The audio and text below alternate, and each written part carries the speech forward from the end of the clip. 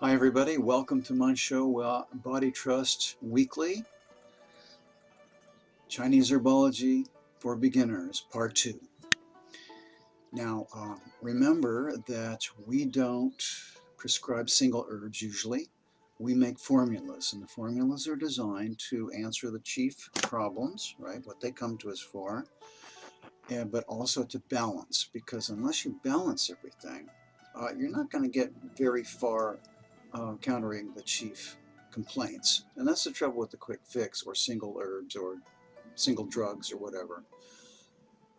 We need to balance this person, you, me, or whoever comes to us for help in order to get the best results. So we may use 8 to 10, 12 herbs in a formula. Now, this requires knowledge of theory. You have to know your yin and yang and your 8 principles and your 5 substances and your 5 elements and your organ and channel theory and your zong fu in order to grasp Chinese herbology. That's why it's very complicated. Not everybody can do it, right? It's very well developed. It's been developed over the last 2,000 years along with the theory that underlies it. Okay, so the theory helps you diagnose. You must come to a diagnosis before you come to a treatment plan. The treatment plan is your roadmap for what you're going to do for this person. So in order to come to a diagnosis, you need that theory, and that's why you need to get my book when it comes out in February 8th. It's available in Barnes & Noble and Amazon and everywhere else. Some good bookstores will carry it. So I do that's 20 bucks. It's paperback, something like that. Anyway, Chinese medicine for the modern world.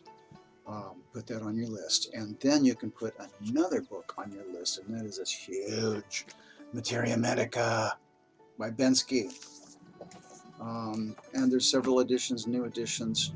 You can spend $100 on this book. You can also get it used for $30 from Barnes & Noble. I'm looking at here, A-Books. Amazon has it, gee, 132. No, that's this book. So there's a second book that came out in the 80s, Formulas and Strategies.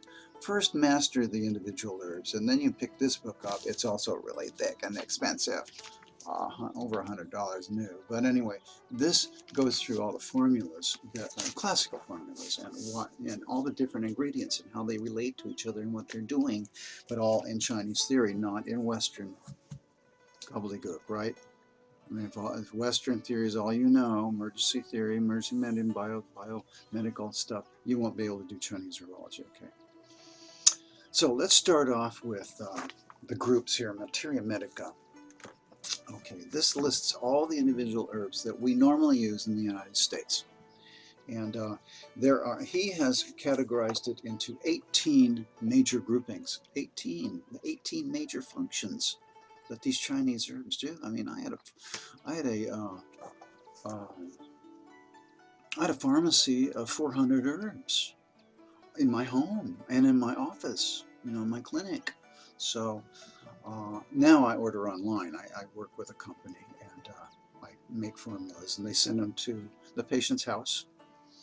The patient pays me, and so that's how I do it now. It's easier. Let quality do it for us. But let's start off with chapter 1. These are diaphoretics. A diaphoretic is something that makes you sweat. Okay.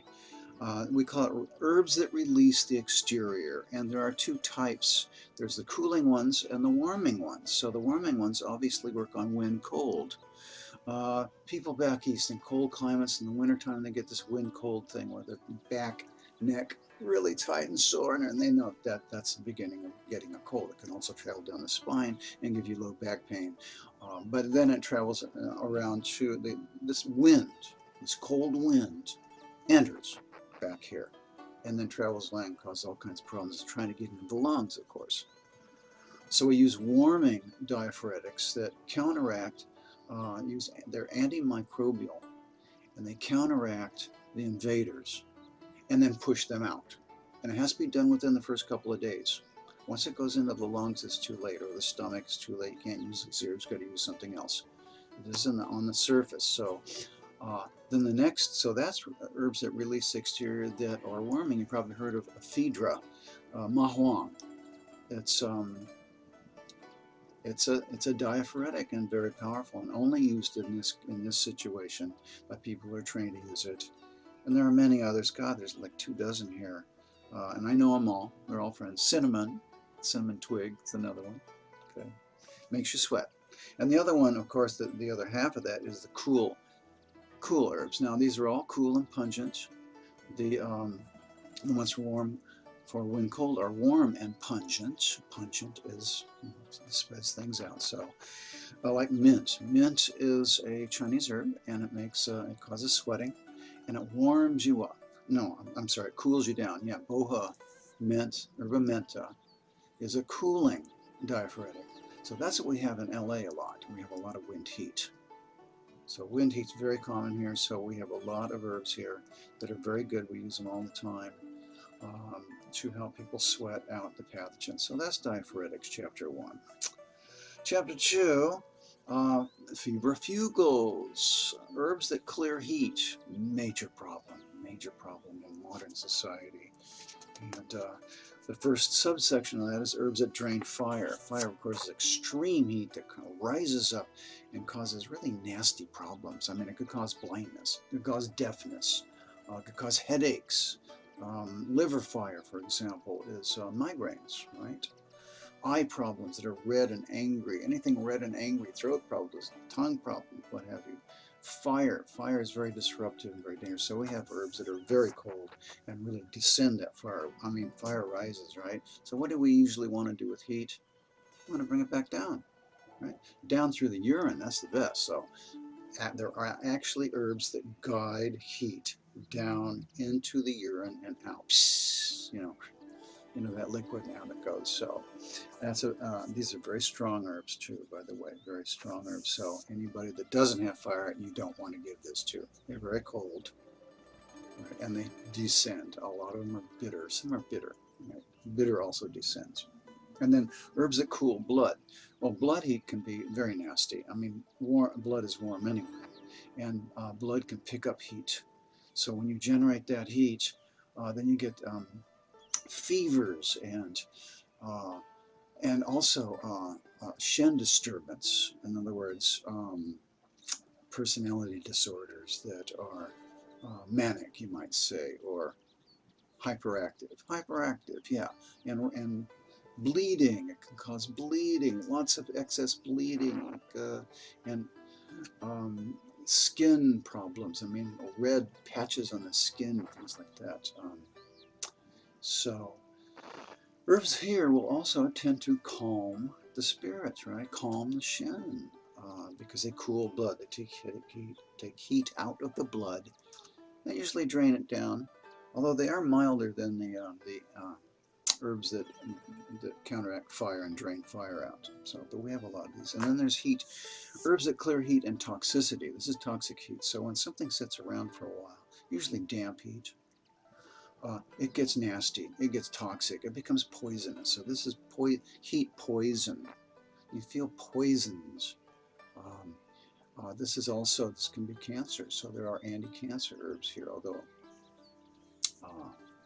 we don't always treat cancer. Not everybody wants to treat cancer. It's a life-threatening situation. There are emergency medicines good for that, but all kinds of poisonings, all kinds of mild poisonings, we'll use these herbs. They tend to be very strong again, and if you don't need them, they will cause diarrhea because they upset your spleen yang. They will counteract yang, right? So they'll upset your spleen yang, cause diarrhea, whatever. So that means don't take them, don't back them off. So you got to be careful with all of these cooling herbs, right? Then we have a little section here that clears summer heat. This is sunstroke and our heat exhaustion. Of course, these are emergency situations, so we don't use these really for that so much, but they can assist to counteract heat, this general heat. Watermelon is one of them. By the way, when you're really hot and you're really thirsty and you're kind of like that, eat some watermelon. It's really good. It drains that heat out through the urine. Yeah, great. Great for after hikes, after any kind of outdoor activity in the summertime. Watermelon, yeah. Chapter 3, downward draining herbs. Now these we have purgatives, moist laxatives, and harsh expellants. We generally don't use the harsh expellants because they're too harsh. I mean, it will be explosive, and it can really upset your digestive system if you use these and the body does not want them. So they're usually harsh. I haven't used them very much. Moist laxatives, cannabis seed or prune seed. You make a tea out of this, by the way. They're very moist. Seeds are of course oily, and so seeds are often used for hard, dry stool. So when it's hard, dry stool, they tend towards being dehydrated. This can help temporarily, right? And downward-draining are purgatives. This is for strong constipation, hard, dry stool usually that just isn't moving, and it feels awful, and they're bloated, and it could become a dangerous situation. So to prevent that, you use these herbs. So Rhizoma Ray Da Huang. If you don't need it, you're going to be sitting on the pot a lot. So don't use too much Rhizoma Ray Da Huang. Same thing for all of these, all these in the purgative area. They're temporary, very temporary, to relieve discomfort, right? And then you got to find out, why is this person clogged? Usually it's overeating. Yeah, usually overeating in this country anyway. Herbs that drain dampness. Now, this is a very commonly used group, and I've used all of these herbs practically. And it's very long too. And we have a lot of this in the United States where I live, because people overeat, and that causes dampness, right? Food has water in it, if you want to look at it from a biomedical perspective, and that water is chemically bound up with the food. I'm not talking about celery. I'm talking about meats and potatoes and rice and some bread. Everything has water in it, practically. Almost every food has some water in it. So that gets caught up if it isn't fully processed, right? If you eat without hunger, which almost everyone does in this country, they may have an appetite, but they don't feel hunger. That's automatically a damp spleen. People automatically have damp spleen. If they're carrying excess body weight, the more body weight they're carrying, the more they need these herbs that drain dampness. So I've used these a lot. In fact, the rest of the formula needs to go through the spleen. And if the spleen is damp, that's a digestive organ, right, in Chinese medicine. If this Chinese spleen is damp, it's not going to process the rest of the formula. So it's really hard to even work on anything when you're dealing with a damp spleen, because everything has to go through the mouth, right?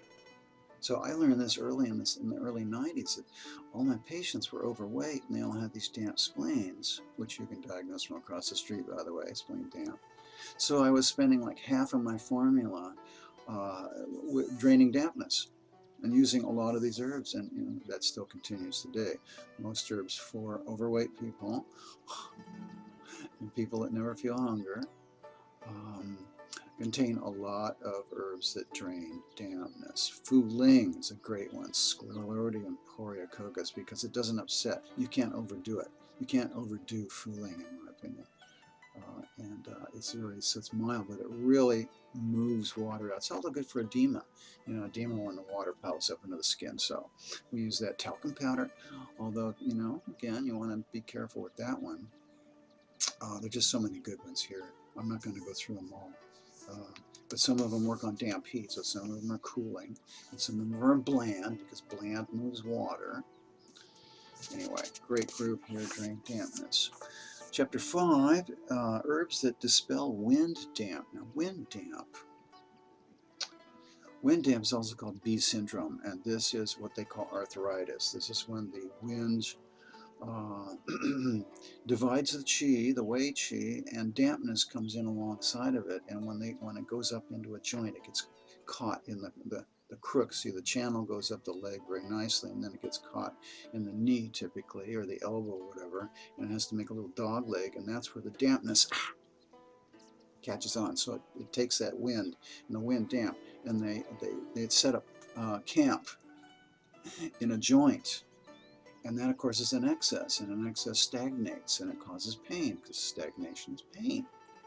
So B syndrome is painful. Wind damp is painful. So these herbs will also relieve pain, and they work on the dampness, and they work on the wind. Now you can also have heat wind damp, or cold wind damp, or damp wind damp, or wind damp. So all four of those pathogens can dominate. So we have these herbs will be cooling, or they'll be warming, or they'll move wind, they'll extinguish wind, or whatever, or move damp. They'll focus on that, but they'll treat the wind damp at the same time. Very good.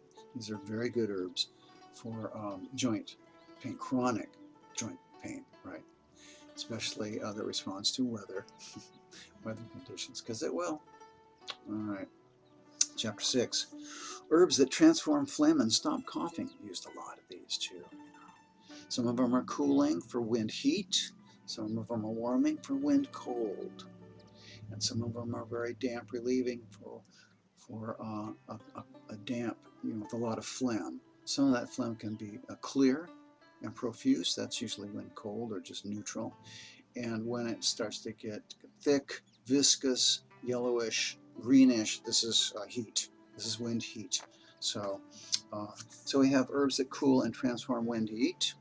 Okay, and I used a lot of those because in LA it always ends up wind heat anyway. People have wind heat coughs. It's from a cold or bronchitis from smoking or what have you. We have hot weather here, so we have a lot of that. And then we have warm herbs that transform phlegm cold. Don't use too many of those because it doesn't everything, although a few of them are really good damp relievers. They just remove damp and phlegm. Now, one thing you do with phlegm is you want to dissolve it into your body fluids so that your body can carry it out. That's generally what we want to do with phlegm in the upper body. We want to dissolve it into your normal your body fluids, and move it out. So out through the urine, right? Either out through the urine or out through the stool. That's where we want to relieve the excesses, these excesses that we don't want. We don't want them coming out in the skin unless it's diaphoresis, right? If it's already on the exterior, which you'll learn about when you read my book, all that good theory. So now, also we have in this group is also herbs that just relieve coughing and wheezing. So they're calming. They calm that cough center in the brain, right? A lot of them, right? Or the wheezing. They will also dissolve phlegm into body fluids. That's what coughing is, by the way, and wheezing too. This is phlegm. It can be very thin phlegm or very thick phlegm, but it's the body trying to expel this phlegm that is covering the breathing surface in the lungs or the bronchioles. So this helps to dissolve it into your body fluids. So coughing and wheezing, use these a lot. Chapter 7, aromatic herbs that transform dampness. Another very, very useful section, group for overweight populations like we have in LA. It's interesting, aromatic, they smell nice, right? They smell very nice. They're aromatic, but it's that explosive aromaticness that breaks up damp accumulation. And we get that.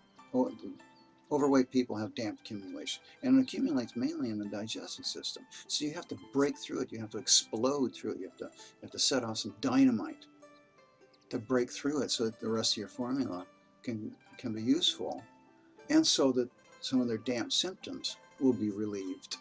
Brain fog and is very common. It's a very common symptom for this. So we use these a lot, but if you don't have it, make sure you don't use these because it can cause dryness. It really does work together with the damp relievers. We use these together a lot. Chapter 8, herbs that relieve food stagnation.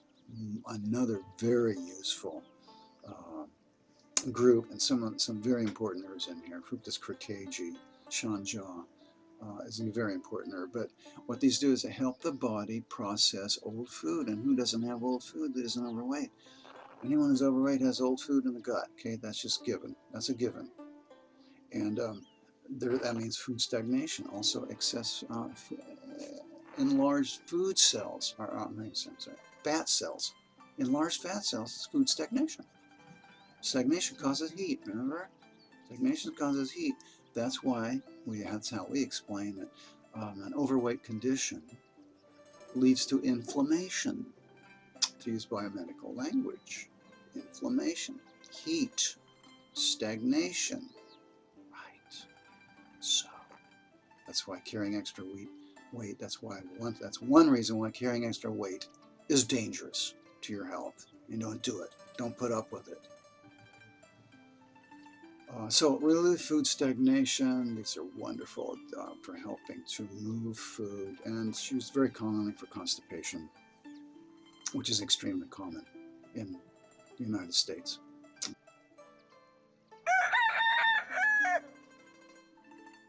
Okay, number 9, herbs that regulate the chi.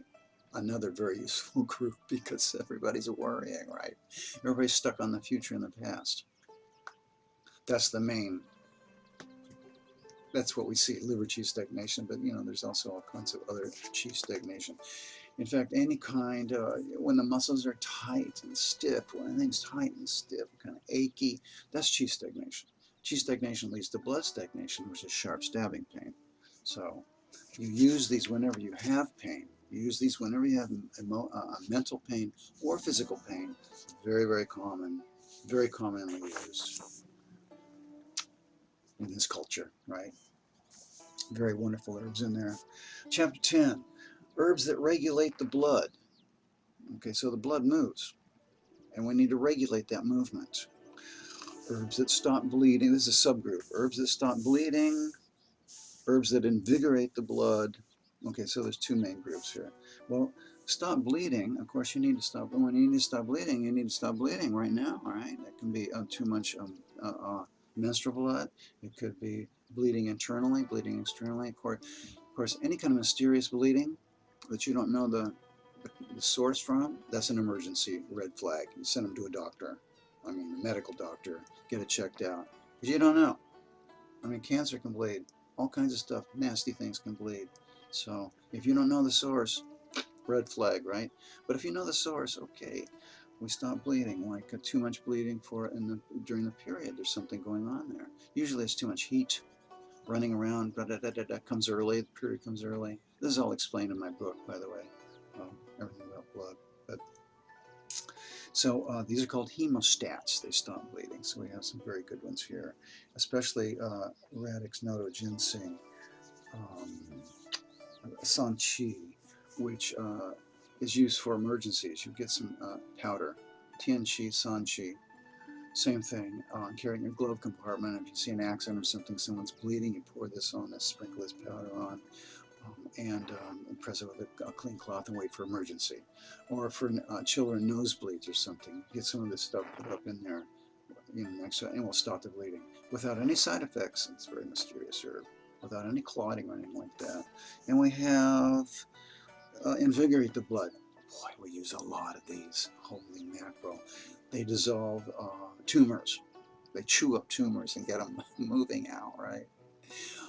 Any kind of clotting. So if a woman has a serious clotting, a serious premenstrual syndrome, we use a lot of chi regulators and blood movers. We call these blood movers, herbs that invigorate the blood, because it's that hung up feeling that causes all the problems. So we need to get that moving, and this can be very useful, along with acupuncture, very useful. Or acupressure, which you can do without a license. But anyway, I love these herbs, love every one of them, use them all. For pain, sharp stabbing pain, if we know what it is, it's not a mystery, right? Because sharp stabbing pain, you don't know what it is. Well, if it continues, you want to send them to a medical doctor and get it checked out. You never know, right? Sharp stabbing pain is the body saying, hey, I've got a problem here. Attend to it right now, okay? But if it comes and goes, we know the answer, we know what it is. Well, okay. We treat it with Herbology. Very effective. I'm telling you, these herbs are some of the best herbs in the world. Blood movers, love them. Anyway, and we got just zillions of them to choose from. Okay, chapter 11, herbs that warm the interior and expel cold. I don't really use these very much because everybody has heat. But see, in ancient China, people get cold because they don't eat well and they live in the north and they don't have clothing, they don't have shelter, whatever. And so, but, somebody doesn't have clothing and shelter and they're approaching hypothermia, that's an emergency situation. We don't do that. We have emergency medicine for that kind of thing. Anyway, that's a chapter of warming herbs. Tonifying herbs, again, these are for starving people, malnutrition, chronic malnutrition. Back in China 60 years ago, and 50 years ago, 20 million Chinese starved. So they still think these are important. They're not. They're tonifying herbs. They strengthen. We don't need to be strengthened in the United States. We have excess everything, so we don't need. We can use these as a support. If you're removing the excess, you can support it. You can support the deficiency. We don't have primary deficiencies generally. We have primary excesses. And in Chinese medicine, if there's an excess and a deficiency coexisting at the same time, treat the excess first. The deficiency will probably take care of itself. And that's always what we see here, is the deficiency takes care of it. So you can support it a little bit, small dosage. We'll talk about dosages too. 9 grams for raw herbs, and then quality herb is like 8 to 1. So these are the portions that we generally use. That's standard portion. You can go over that, you can go under it, whatever. So this would be like 6 grams instead of 9 grams to support it anyway. Herbs that tonify the qi. Get some sleep, you'll tonify your qi, right? Herbs that tonify yang, herbs that tonify blood, herbs that tonify yin.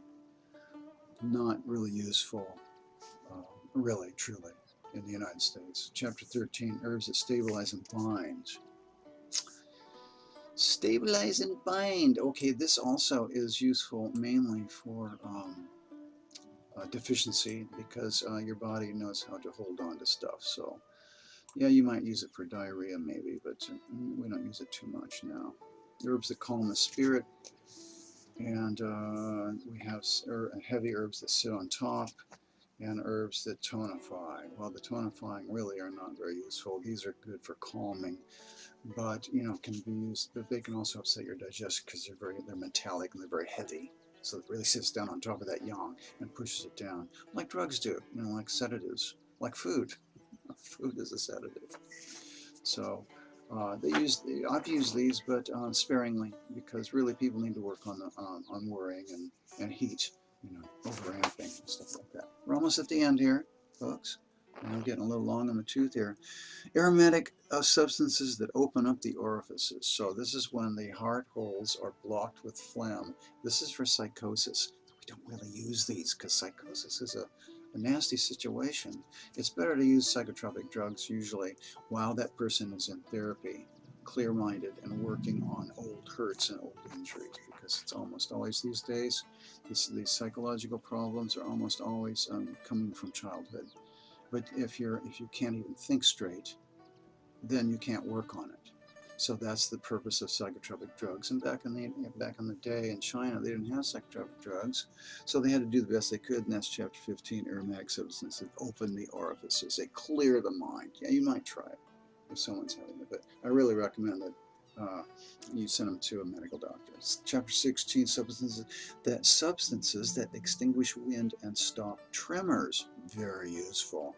But remember, anytime you see wind, internal wind, that's that shaking that people can't control, or even fainting, that's wind, right? The absence of wind, right? Like a hurricane, in the middle of a hurricane is completely still. That's paralysis. That's wind. That's actually wind phlegm that's stuck in the channels. You'll find out about that, but anyway, that's pretty serious stuff usually. Wind and tremors, but we can use them, and if people trust us, we can get results without using drugs, without using pharmaceuticals, yes. And then we work on the underlying causes, which is usually heat rising. Yang rising quickly causes wind. Most wind that we see, right? So I know it collects as you get older. You don't stop all that hurrying around, all that hurrying and worrying. It's gonna catch up, right? With strokes and MS and ALS and other really debilitating problems, brain inflammation. So. Chapter 17, herbs that expel parasites. Gee, we got, a dozen herbs that expel parasites. Now you got to be careful and make sure that it is a parasite. So usually you want a diagnosis from Western medicine, from a medical doctor, you want some kind of diagnosis. But if the patient sees it in the stool, and that's the best, actually, diagnosis of parasites. And then we have all kinds of stuff here to use on that. But remember, it will also weaken the digestion, so you got to be careful when you use these. That's caution, right? And the last one, substances for external application. This is like skin problems and stuff, so we have a lot of these things. I don't use these too much, really. Most skin problems, amazingly, are internal problems. It's internal stuff coming out through the surface. And by the way, it's better to come out through the surface in the skin than to be dragged through the internal organs, polluting them, right? So a lot of skin problems are just the emergency exit for poisons. And it's an indication of, well, where are these poisons coming from? Probably not from the food. Probably just from overeating. I mean, that does cause poisons, right, for a lot of people. And eating foods that your body doesn't agree with. So that's where Chinese herbology and wellness coaching come together. You can learn all that in my book. So, but I do recommend that you get this, the Bible. And that's a tour of Materia Medica. Chinese Herbology for Beginners, Part 2. Learn that theory. I'm going to be giving workshops on it next year at some point after my book comes out. So stay tuned. And thanks for watching. 再见.